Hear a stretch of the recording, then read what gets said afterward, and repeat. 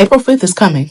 And before anybody starts romanticizing protest, let me just say it plain as day. No confusion. We are not going out there. Not this time. We are not going out there. A whole lot of people are planning to hit the streets, right?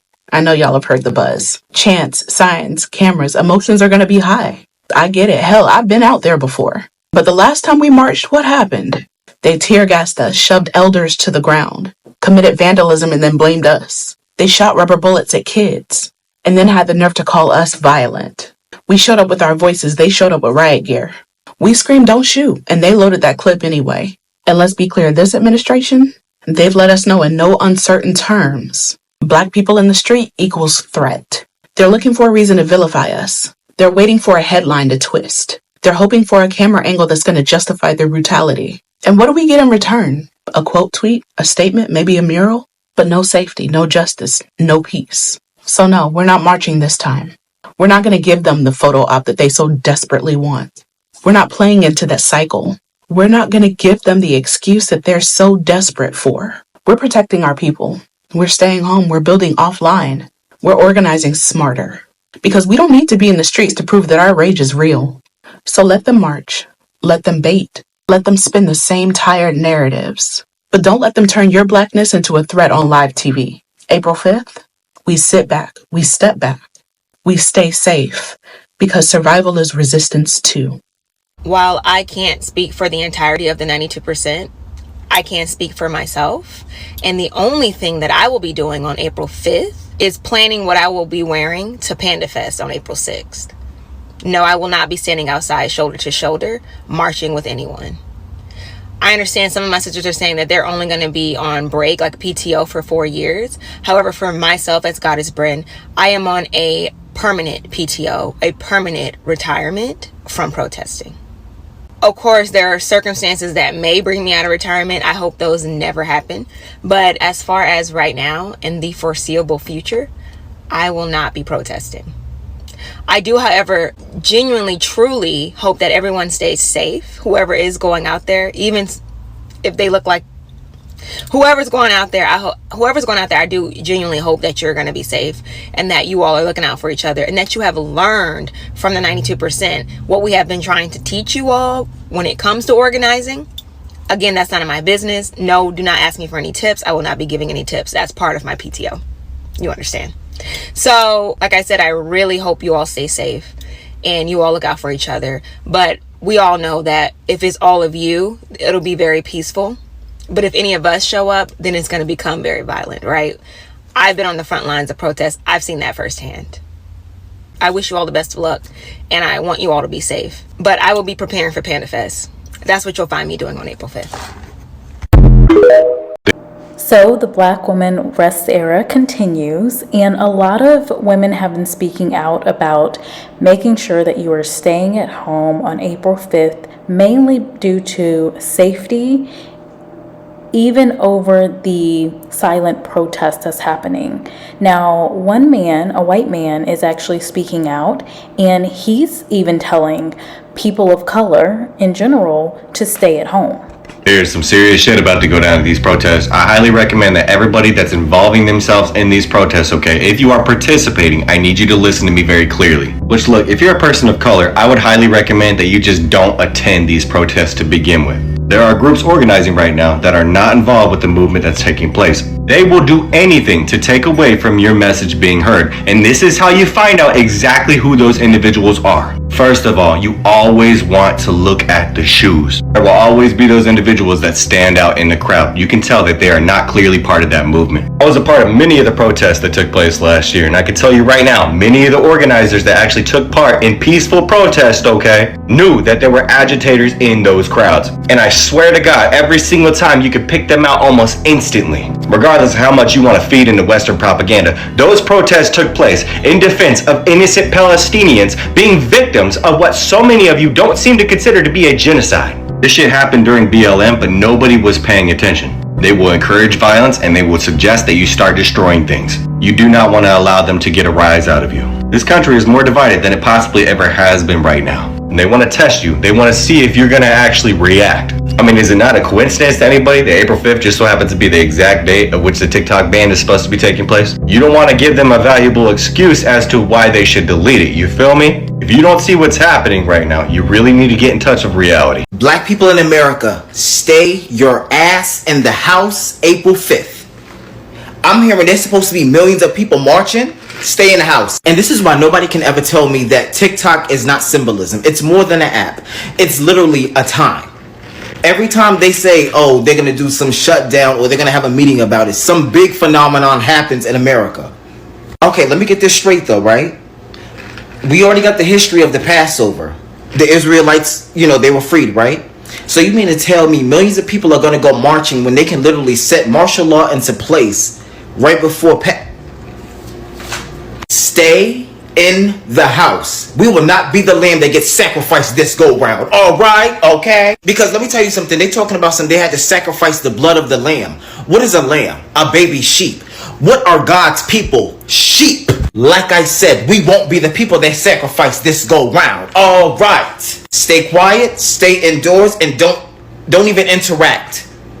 So you heard from those two TikTokers where they are highlighting the safety concerns at the protest. Now, remember we did have that video that I made earlier on for the March protests and the February protests, highlighting the people that were out there. And I will have to say, I did not see many Black people. You can definitely check out that video. And we did not see any incidents, or at least anything reported, of any brutality, any violence, anything of that nature. But of course, you always have your folks that go against the mold. And there's one Black man who is speaking out and saying that the Black women should not be staying at home and resting. All right. So apparently a million people are set to protest on April 5th, and I want to let all Black people know, sit your Black asses down. You're not moving. You're not going nowhere. This is not our fight. Let a million of their people go out there and let's see how law enforcement handles them, okay? You all sit your Black asses down. This is not our fight. They had the chance to align themselves with us. Hey, my name is CJ and I'm finna cook you. As someone who is well studied and trained in the Black radical tradition, I have issue and I take issue with people who think like this and perpetuate these ideas online, because political isolation at a time like this is not something that will be conducive to Black liberation. You cannot spin inaction and make it some sort of radical idea when the system is coming for all of us. I will use Martin Luther King Jr.'s Oberlin address to drive my point home. In Martin Luther King Jr.'s Oberlin address, he analogizes Black people being politically inactive to Rip Van Winkle, who was someone who missed 20 years of his life because he slept through a great revolution. MLK at the time period was talking about the decolonialization of Africa and how, as African people, we need to stand in solidarity with all people across the world, because this is a new age and this is a new age of social movement and social change. We could not afford to be politically isolationist because, like I said before many times on my platform, there are no such thing as isolated incidents under white supremacy. Like the great Paul Robeson said, if one is enslaved, we're all in chains. This is the same logic that applies to today. I'm about to show a small excerpt from Martin Luther King's Oberlin address right here. Pause and read.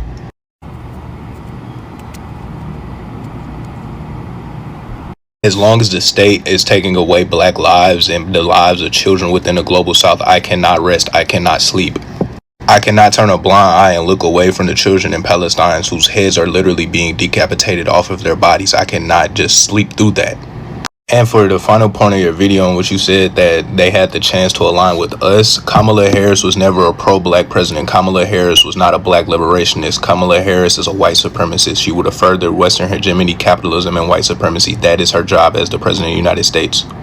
We would have still seen anti-Black state violence domestically and abroad under a Kamala Harris presidency if she was the president right now. So we as Black people need to stop with these CIA PSYOP talking points and get up and get active in our communities and resist the Trump presidency and regime. Hey, my name is CJ and I'm finna cook you. As someone who is well studied and trained in the Black radical tradition, You actually didn't cook shit. I appreciate your little think piece. I think that everybody is entitled to their own, and I stand on my opinion. I stand on what I stated in my earlier video. I do believe that if Black bodies go outside, that Black bodies will be slain. And that's why I stated that let a million of their people go outside and use their bodies as shields. I've encouraged multiple times on my platform for Black people to boycott with their their dollars, to boycott with their minds, to boycott with what I believe is going to make an oligarchy listen and respond. You are telling black people to go outside and protest as though that has been helping us. And right now, there's been protests going on all over the world, and we haven't seen not a quarter, not a fraction of the amount of law enforcement that would be there had it been black people, which is why I again state black people should stay inside. There's other ways for us to boycott. We have been doing so with our black dollar. I have encouraged people over and over on my platform to do so. But I will not tell black people to go outside and increase the chances of them losing their life.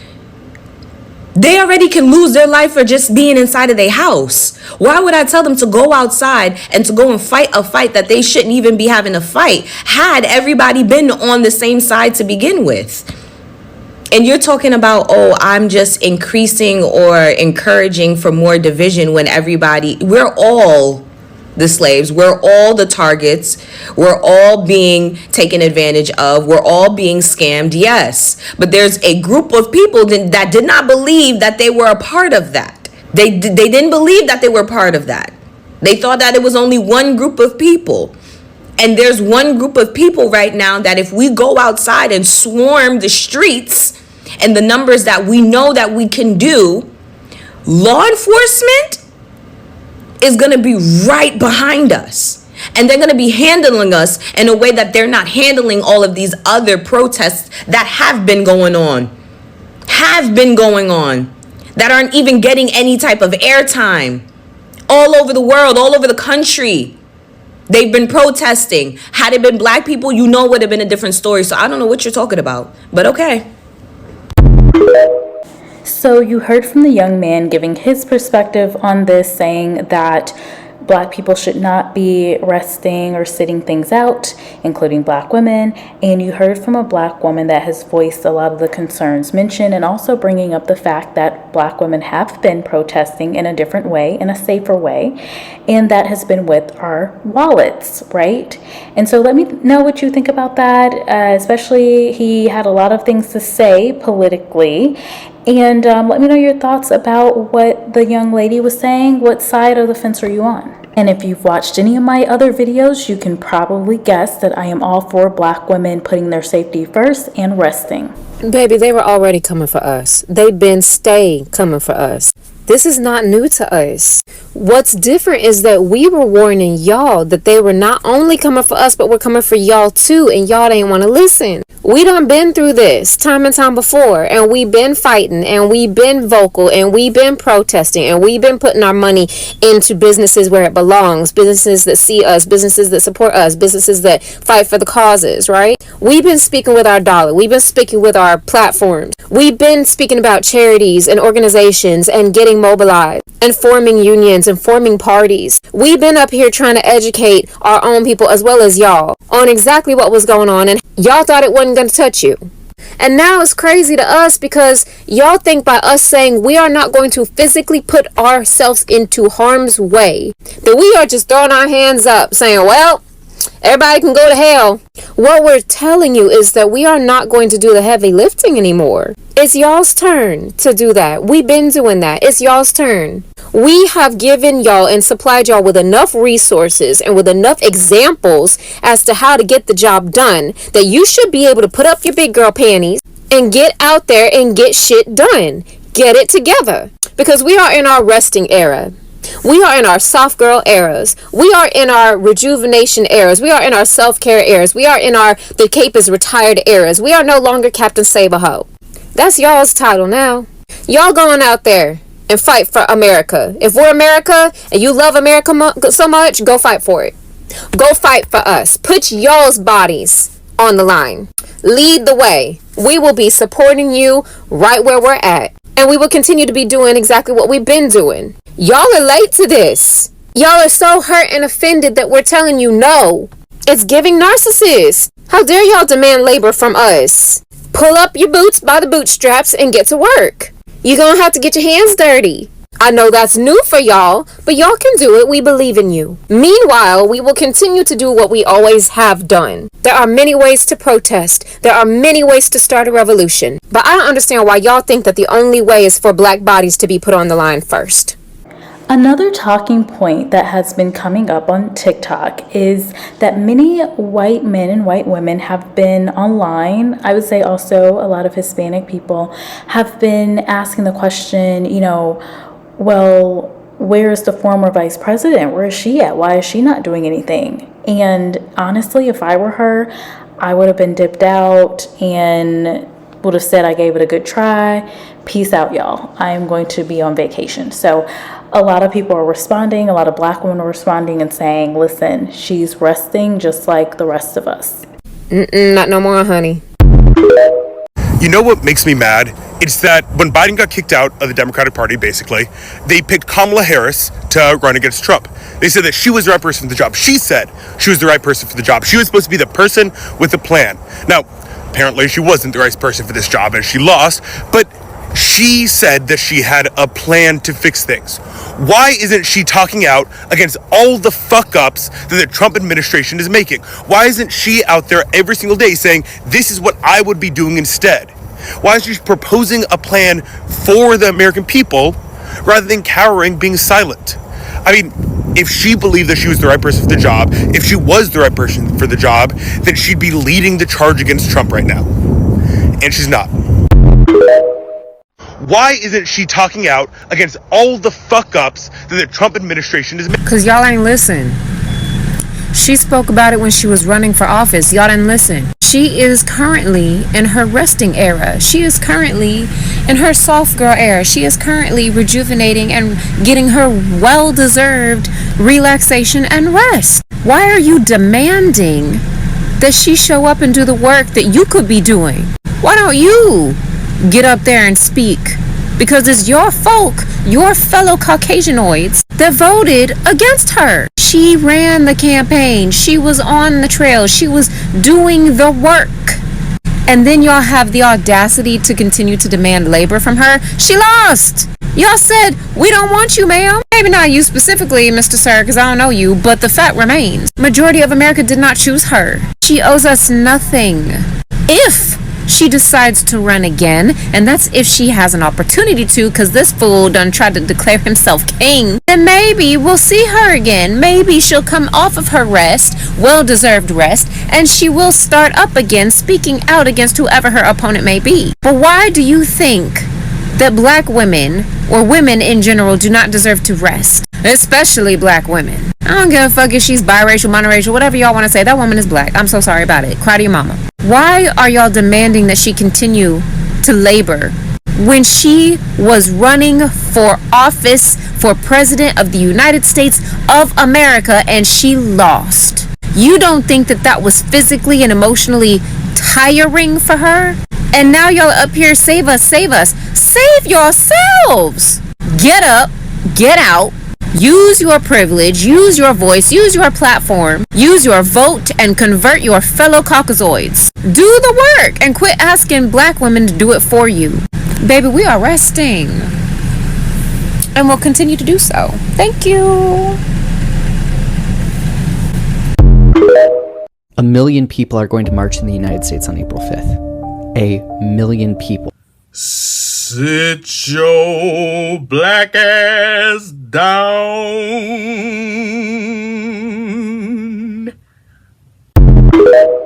1 million people are going to march in the United States on April 5th. 1 million people. Sit your black ass down.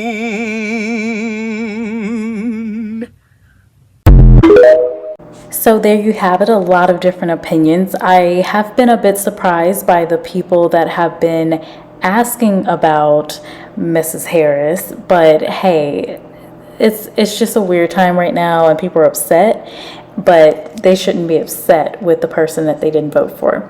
Anywho, let me know what you think about all of this. Overall, I don't really care what side you're on. I am interested in hearing your perspective, and I will talk to you later.